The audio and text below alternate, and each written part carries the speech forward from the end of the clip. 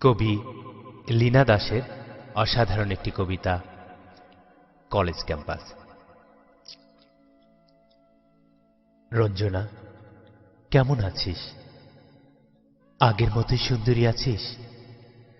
মনে আছে তোর সেই কলেজ ক্যান্টিনের দিনগুলো? কলেজ ছুটির পর কোনো না কোনো উছিলায় তোর কিছু কেড়ে নিতাম, বলতাম তুইও আমার সাথে যাবি।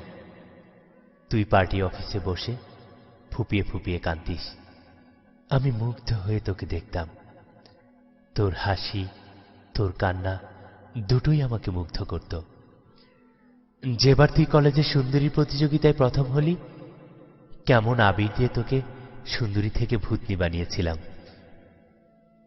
অনেক ছেলের মনেই তুই বিরাজ করতিস। তোর মনে আছে রঞ্জনা, প্রথম বর্ষে আমরা কয়েকটা ছেলে ক্লাস না করে দরজার নিচ দিয়ে তোর শাড়ি টানতাম। সিঁড়ি দিয়ে নামলে আমরা তোর পিছনে পা দিয়ে শাড়ি চেপে ধরতাম।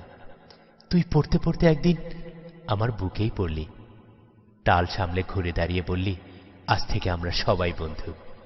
হাত মেলালি, তোর হাত ছুঁতে পেরে আমরা যেন কৃতার্থ হলাম। তোর বন্ধু কি যেন নাম, কৃষ্ণকলি, ও আমাকে দেখতেই পারত না। তোকে যে ভালোবাসি ও বুঝতে পেরেছিল, শুধু তুই বুঝলি না।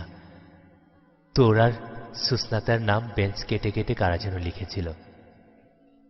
তাতেও তোর কি কান্না! প্রিন্সিপালকে শটান গিয়ে বললি, বেঞ্চ বাতিল হলো, তারপর তোর শান্তি।